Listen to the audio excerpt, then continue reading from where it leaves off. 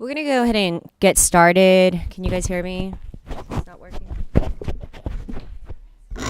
Oh, now it's working. We're going to go ahead and get started here very soon. Again, the sign-up sheet is up here in the front. I know we don't have a big crowd today, so if everybody is done, we'll go ahead and grab that. And are the members ready? Okay. We're going to go ahead and get started. Before we do, I have a few announcements. Our committee will be meeting on Monday, December 4th at 9 a.m. in this room. And again, we have still have the public comment portal on the General Assembly website. So make sure if you have any comments, you can go online to put them on there as well. Chairman Leverett is presenting his bill in the Senate. That's why I'm presiding over the meeting this afternoon. And welcome, Senator Echols. We're ready when you are.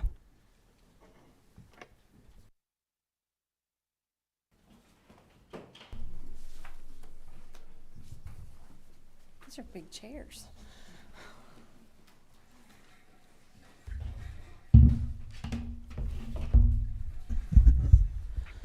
So good afternoon. I think we've all been busy working today and all week long, so I'll make this as brief as you'd like me to. Here you will see the map. This is our map, and we only highlighted the affected districts. So if a district isn't colored, it didn't change. So, you know, I'll talk about the major changes that we did to comply with the judge's order, or I can walk through each district, however you would prefer that I do this. Senator Echols, however is easy for you to present. It's your bill, so I'll leave that up to you. Okay. Quickly. The first district that we created to comply with the judge's order to create the majority black district is Senate District 17. It is one of the new majority black districts required by that court order. It's located in almost the exact same location as the plaintiff's experts districts in that area. That district contains the Panhandle and southern part of Clayton County combined with most of Stockbridge and McDonough. In this map, this district boundary has only one single incumbent. None of our districts, none of the drawings paired any incumbents in any district. So I want to make sure that we know that, and that Senator Davenport is the incumbent for that district. The other district that we created as the majority black district is Senate District 28. The plaintiff's experts drew that district in two different places. So Judge Jones kind of accepted two examples. So we couldn't put the new district in both of those places. So we modeled what one of those expert witnesses had proposed. And I think probably the reason that there were two different opinions of where to put it by the experts is neither of them are from Georgia. They don't know Georgia, they don't know geography, and so we did follow, I believe, Cooper's example in locating that district there. And then you all know the ripple effect that happens when you move districts and you create new districts. So that affected Senate District 25, which is Senator Williams. He's the incumbent of that district. District 42, and Senator Strickland will be the incumbent for that district. Senate District 43, and that leaves Senator Anderson to be the incumbent for that district. Senate District 55, and Senator Butler remains the incumbent for that district. Senate District 41, Senator Jackson remains the incumbent for that district. Senate District 10, Senator Jones remains the incumbent of that district. Senate District 44, Senator Parent remains the incumbent of that district. And Senate District 39, Senator Halpern remains the incumbent for that district. Also affected is Senate District 38, and Senator Tate remains the incumbent for that district. Senate District 35, Senator Estevez is the incumbent for that district. Senate District 33, Senator Rhett remains the incumbent for that district, and Senate District 6, Senator Brass is the incumbent for that district. Senate District 30 is the last one, and Senator Dugan is the incumbent for that district.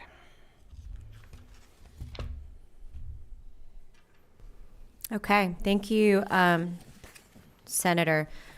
We'll take any questions from members. We have one question, and which one is that? I'm sorry. 26. Representative Alexander. Thank you, Madam Chair. Could you explain a little bit about what you've done with 028 in Senator James' area? Is that still Senator James' area, or what happened with her area? So let me flip over to make sure I... 028 is one of Correct. the new districts. Mhm. So District 28 was the other new majority black district required by the court order. The plaintiff's experts drew that district in two places, as I said earlier. District 28 as proposed is anchored in South Fulton County, where one of the plaintiff's districts was, and ensures that black voters in Fulton, Fayette, and Clayton counties are all in majority black districts. It relies on some of the same highways and healthcare systems. It includes parts of the city of South Fulton and moves north into Austell, all areas that Judge Jones found to share strong connections. That is Senator James' new district number, but she obviously didn't move, but the district number did change. Correct. Thank you. Any other questions from members? Okay. Thank you. Thank you, Representative Smith, and thank you, especially for a late Friday afternoon. Thank you for being here, and to all of us. I was just curious as to the numbering sequence. It's like a 1, 3, then a 8 somewhere else, so I realize y'all couldn't follow. Normally there's a side-by-side sequence with numbers, so. Well, I think many years ago, the numbering sequence of Senate districts started with one down in the southeast corner of the state and moved their way north. And, you know, over the years, districts, you know, have changed during reapportionment. And so those numbers have changed. There wasn't a particular, you know, Rhythm reason. to it. Right. Yeah, okay. No rhyme or reason to that. No, thank you very much. Thank you. Representative Scott. Yes, thank you for being here today. I would like to know, did the Senate hear the Democratic proposed maps? Yes, we heard that map in committee. On Wednesday, I presented this map, and the minority leader declined to present her map on Wednesday. She presented her map on Thursday. And a motion was made to pass, but that motion did not carry in the Senate committee.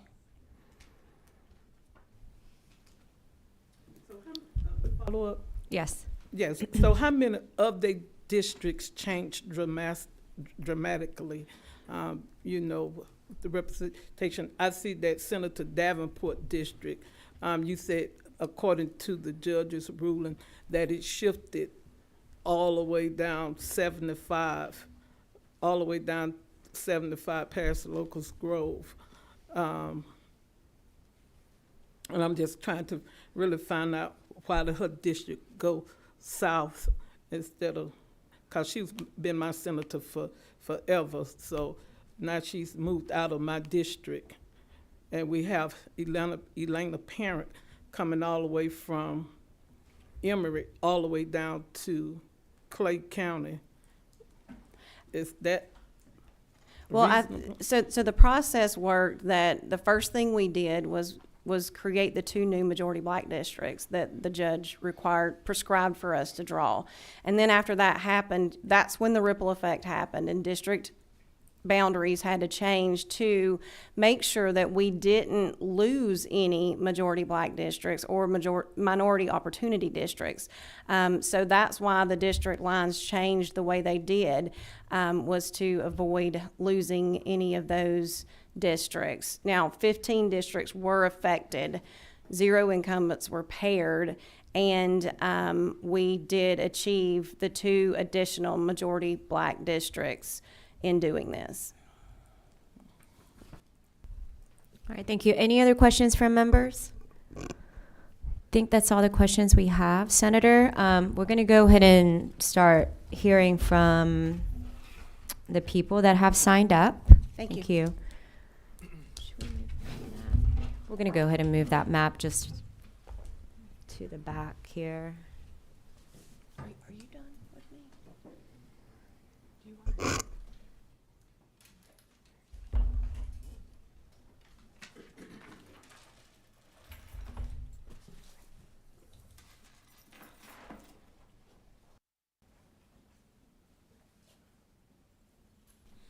Okay, first signed up is Cassandra Burks.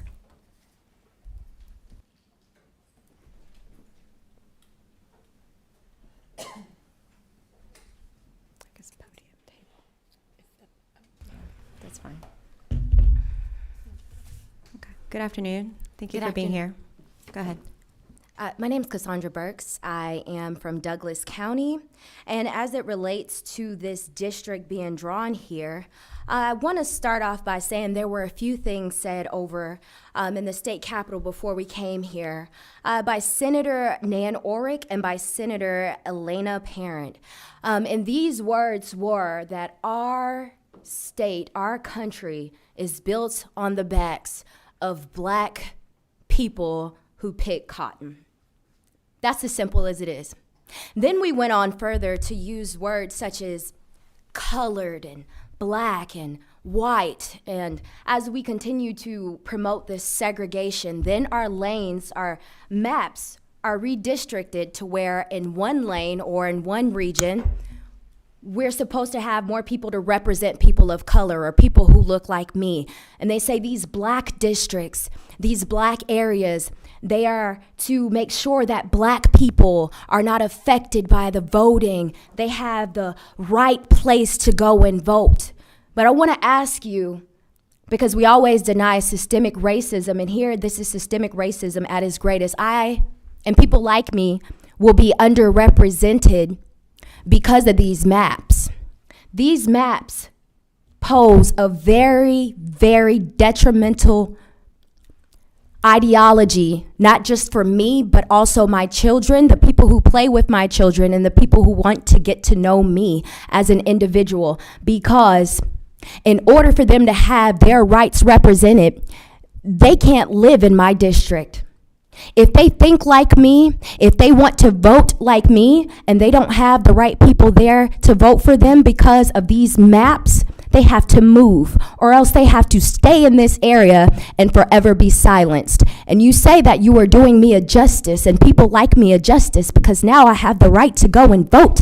I have the right to go and vote for whatever black candidate is running. And that is so unfair. The fact that we are sitting here in 2023 this year, December, and we are talking about black and white and segregation and separation so that people can be represented. There needs to be laws here implemented to where people can just be people. My dollar, the same dollar I pay to any white person, Asian person, Chinese person, any person who lives in this country who owns a business and I decide to shop with them, I pay them with $1. This dollar says, "In God we trust." When will I have the opportunity to vote for people who I can trust because they believe in God? And with that, I yield back. Thank you. Next is Ken Lawler with Fair Districts. And I believe you have a handout for us, and all the members should already have a copy. Thank you. Well, thank you for the opportunity to speak today. Let me get this microphone so I don't hit those funny noises on them. I'm Ken Lawler. I co-chair Fair Districts Georgia along with Janet Grant, who testified yesterday. She's following the House map and I'm following the Senate map. So we're chasing maps, not committees here. We're pleased to have the opportunity to talk again about the map. We spoke to these maps, the map over on the Senate committee side. We wanted to share our thoughts here on the House side. When you have two scorecards in front of you. The first page is relating to the map that's been crossed over from the House. So it's the committee chair map that Chair Eccles was just presenting. I'll get to the second page in a moment, which is about a different map, which is not in front of you, but I want to address it anyway. So we're just going to first refer to the first page, the first sheet, as we start. Our take on this whole redistricting process for this complying with the court order is that the objective should be that we draw maps that comply with the court order, but do not make any other changes for political purposes. They really should be about complying with the court order. And so we're doing a two-part pass-fail test on these maps to say, did it comply with the court order? And are there other changes that appear to us to be related to partisan considerations or political considerations? Our view is political considerations should be off the table. This should be about complying with that court order and nothing else. So I'm going to talk now about how we've examined this map in that context. So as you see in your scorecard, we have the top, in the blue section of the scorecard is a green check mark for the map that you just heard addressed, which says that it complies with the court order. Now, there's two caveats to that comment. One is that our analysis is a very simple population demographic analysis that says how many black districts are there now on the new map. And sure enough, the map adds 2, and those are SD 17 and SD 28. So on that simple-minded basis, the map does comply with the court order. However, I'm not sure if this committee is aware that there is a more extensive analysis that has been done by the plaintiff's attorneys in the Alpha Phi Alpha case. They released a letter. The ACLU attorney was here. I don't think they're going to present today because I don't see him in the room. They do a more extensive analysis to understand not only how many districts there are, but where did the population come from. And they believe that that this map does not comply. I can't speak to their logic, so I'm not going to try. I'll just let you know that you should be aware that there is a concern, a serious and valid concern about whether this map will pass muster with the court and the judge because of the way the districts were constructed. And there was a very large debate today on the Senate floor that explained a lot of those things. I can't recap that debate for you. I just want to make you aware that our green check mark says, okay, but there is more detailed analysis that's beyond the scope of what fair districts can do that raises a concern. The other caveat we have is related to Senate District 33. The second row in the blue area says black influence districts. Research has shown that when black or minority population is between 37% and 50, so it's not a pure populational majority, but if it's above 37%, that allows those voters to have a significant influence on the outcome of an election. What we find in this map is that in Senate District 33, the black population decreased from 43 to 35%. Therefore, that district, the power of black voters is weakened to the point where it might be a concern because it falls below that 37% threshold. And so we wanted to make sure that the committee is aware that that is a concern with this map. Whether the court will address that question or not, we don't know, but we noted that here as part of our simple demographic analysis. Okay?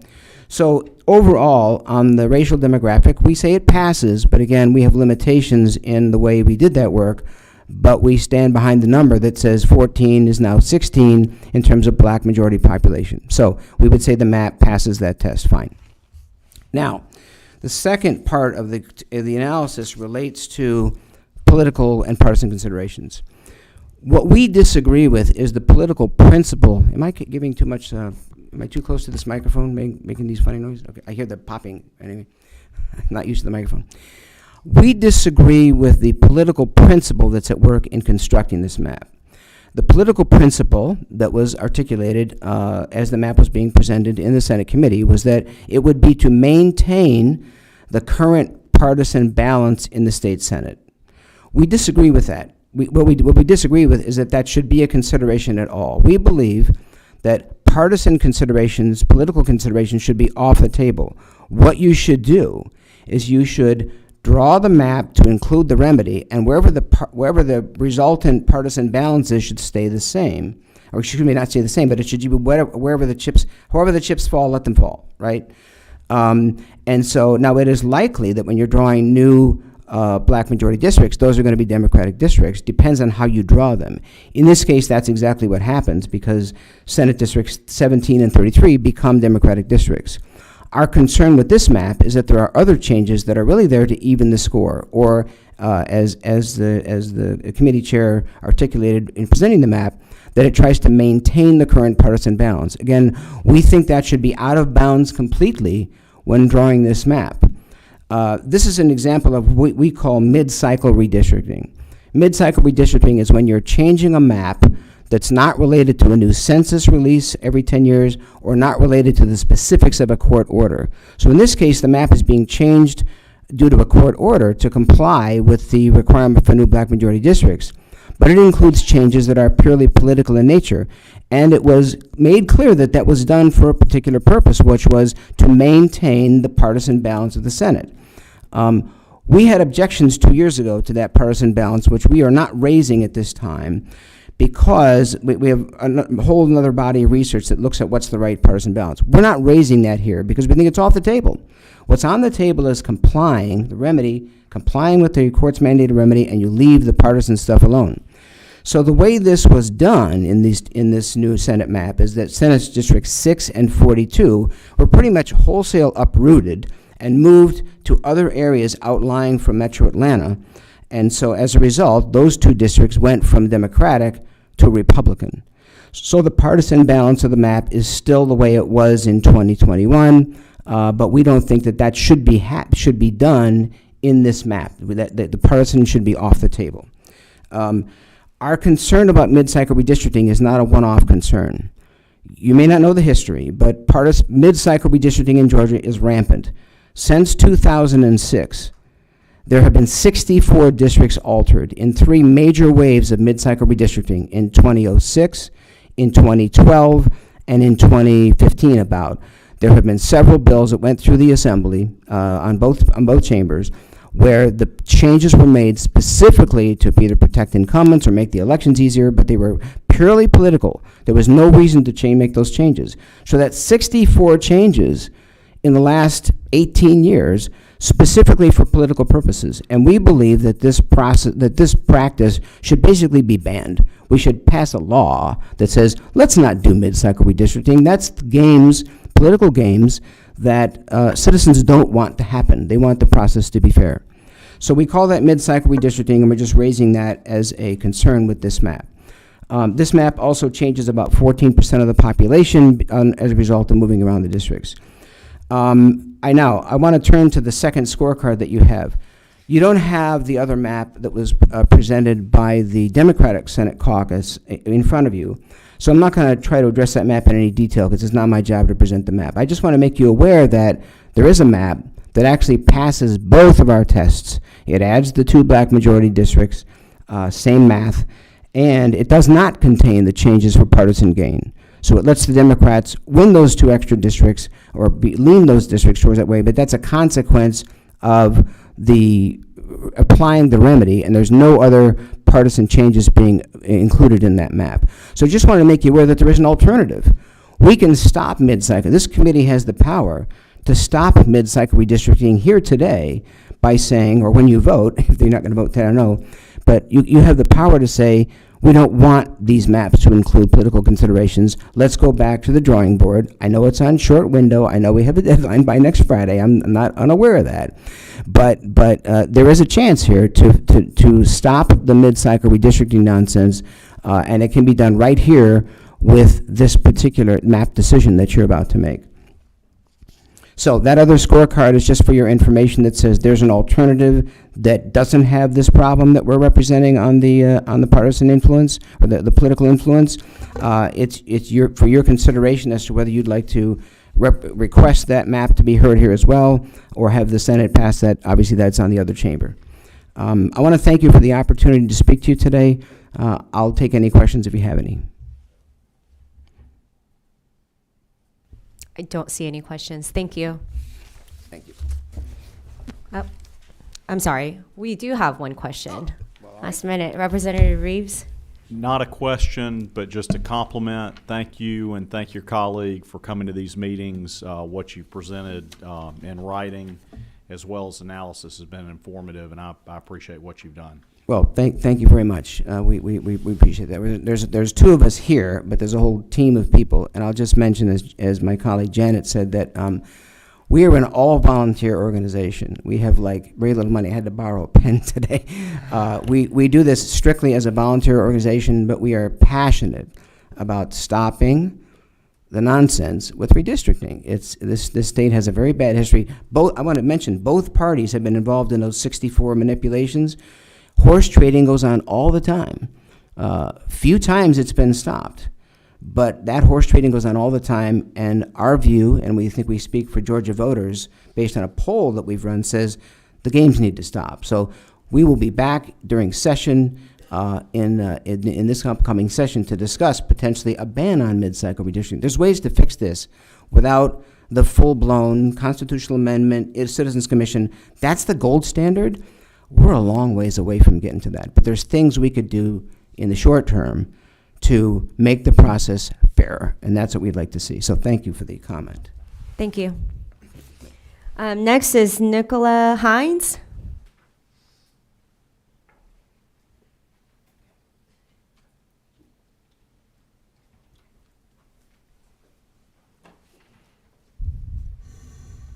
Good afternoon. Good afternoon. Good afternoon, everyone. Thank you for providing this opportunity to do public testimony on the proposed redistricting maps here in Georgia. My name is Nicola Hines, and I'm the president of the League of Women Voters for the state of Georgia. And I'm echoing the concerns of many in our community. We recognize the significance of redistricting in shaping the democratic landscape of our state. It is crucial that this process adheres to the principles, fairness, transparency, and equitable representation as we review the proposed maps. We must ensure that they align not only with the letter of the court's ruling, but also with the spirit of justice and equal representation of all Georgians. It is disheartening to see that despite the court's mandate, the proposed maps still fall short of providing the equitable representation of our diverse communities deserve. Far too long, the Black community in Georgia has faced obstacles to fair representation. Those proposed maps, by concentrating changes in ways that doesn't reflect the court's intent, perpetuates an ongoing struggle for equal political vote and representation. We, the League of Women Voters of Georgia, respectfully urge this committee to reevaluate the proposed maps to ensure that they align precisely with the court's ruling, addressing the concerns raised here today. Our goal is not to do opposition for opposition's sake, but a genuine commitment to foster a democracy where every voice is heard and every community, regardless of its composition, has a fair representation. LWVGA acknowledges the complexity of redistricting and process and appreciates the committee's dedication to this vital task. However, we implore you to consider the potential consequences of the proposed maps on the representation of minority communities, especially in the Black community of Georgia. Thank you. Thank you, and I don't see any questions. Thank you. Next is Anna Dennis.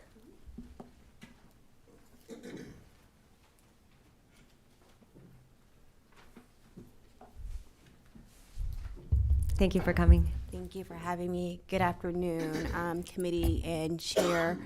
I'm Anna Dennis. I'm the executive director of Common Cause Georgia. I know I spoke before you all yesterday, and my colleagues spoke earlier this week as well regarding the maps that have gone through the different committees. We definitely want to say that we spoke on this map in the Senate committee hearing earlier this week, and the map is very disappointing. As a person who is a resident of Fulton County, I am from actually the South metro area, the South side to be exact, in Clayton County. It's troubling to see that we still aren't getting it right. Common Cause Georgia, we are part of the GRA, which is the Georgia Redistricting Alliance, and we fight for fair transparency in the process of redistricting across the state. We've worked for many years to educate the public, educate the community, educate electeds on what is the process of how redistricting can look different here in Georgia. Common Cause Georgia is a part of a whole network of Common Cause states who actually fight for fair transparency. And what this process has been is not fair. And also, these maps, they're not complying with Judge Jones' ruling. So we're definitely urging this committee to reconsider the maps that you all have in front of you all and think about doing something a little bit different. something that Common Cause Georgia is definitely a proponent of and that we fight for and we want to move Georgia toward is having independent redistricting commissions or advisory committees so we can come together as a community, we can come together as advocates, electeds, to learn more about how we can make redistricting look different in our jurisdictions and make it for the people and by the people. Thank you. Thank you, and I don't see any questions. Thank you. Next is John Moy.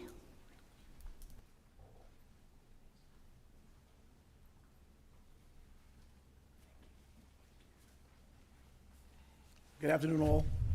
I think I'm the last speaker. That's signed up, correct. I'm going to be very polite at 4:30, 3:30 in the afternoon. But I want to thank you all very much, first of all, for your service. I mean, this is very difficult work to do, and I certainly understand that. My name is John Moy. I'm the Senior Director for Policy at the Urban League of Greater Atlanta. We've been a part of a national organization, but we've been here since 1920, representing, really fighting for communities of color, particularly African-American communities. So this isn't our first time at the rodeo in terms of redistricting. It's a tough process, and it's a very hard process. So for us, our position is we want to make sure that at this time that we get it right. We were together, if you recall, Mr. Reeves, a couple of summers ago, as we toured the state of Georgia, really talking to the people as we sort of concluded with the census. And so we are, I don't want to use the word concerned, but I think we are concerned, but we're also sort of confident that as we certainly take a look at Judge Jones's 516-page ruling, that we certainly want to certainly get it right. I was able to listen to testimony today in the Senate. I mean, impassioned arguments on both sides. Elena Parent, Senator Harold Jones, even Senator Mike Dugan, really sort of weighing in on these proceedings here today. So for us, we just want to make sure that we believe that the bill certainly doesn't comply with the judge's orders that was certainly identified in the 10th district, and in short, we just want to make sure that you all certainly reconsider this measure. So I want to thank you all very, very much, and I look forward to seeing you probably on Monday as we come back. Thank you all very much. Thank you, and we do not have any questions. Thank you. And I know some of you guys came in a little late. Is there anybody else that would like to speak? Oh, and so, sure, come on up. Okay, come on up. Yeah, it is. I'm in the back all the time. I'm Michael Beach, no relation to one of your colleagues. I'm a recently retired guy, so now I get to come down here and see what you do every day, and I appreciate that. So thank you for everything that you do. This is really a hard job to do. We don't want to talk partisan, but gerrymandering, redistricting is partisan. And so we can't say it, but we all know that's what underlies a lot of this. And I think that makes it very, very challenging to move forward and make everybody happy. We don't. But what I wanted to say is just that, at least from what I've heard over the past few days, from the little bit I know about this 500-page tome, and I know there are attorneys in the area that know much more than I do, I think that you've stuck to the order, but not the spirit of the order that the judge put forward, which was try and stay away from the partisan stuff. I'm in one of the kind of really messed up districts now. Actually, my district is in South Georgia, I think 82. But I would like you to just think about what's the spirit behind this that we need to adhere to. I will predict, and I'll take bets from all of you, this is actually going to go to a special master. And do we need to do that? Tomorrow, I hope all of you are going to be watching Georgia play Alabama. I want to beat them. I wanted to beat them, though, on this part as well, and not be, we will be lumped in the national media as being yet another southern state that isn't following the court's order to address these historical issues. I'm proud to live here. I live in DeKalb. I'm proud to live here and live in DeKalb, and I want us to do better, all of us, on both sides of the partisan divide. And so just please think about that. And you heard my prediction. Happy to take any bets or whatever. But tomorrow, let's win, okay? Thank you so much. Thank you. You have one question, actually. If you can stay for Sure. a minute here. Representative Alexander? Chair, not a question, a comment. Thank you for that on a Friday at about what, 4 something or 3? Thank you for that comment on a Friday. Appreciate it. Thank you. Thank you. I guess I wanted to see more citizens here today. I'm a little bit taken back. Came from the other meeting, and there was, one person signed up to speak. We need to get involvement by people actually younger than me, but young people to get in here and start finding out what's going on. So thank you so much to everyone for how hard you're working. Thank you. Okay, last call. Anyone else that would like to speak? I think that's all we have today. Again, our committee will meet again at 9 in the morning on Monday, and we'll see you guys then. The meeting's adjourned. Thank you.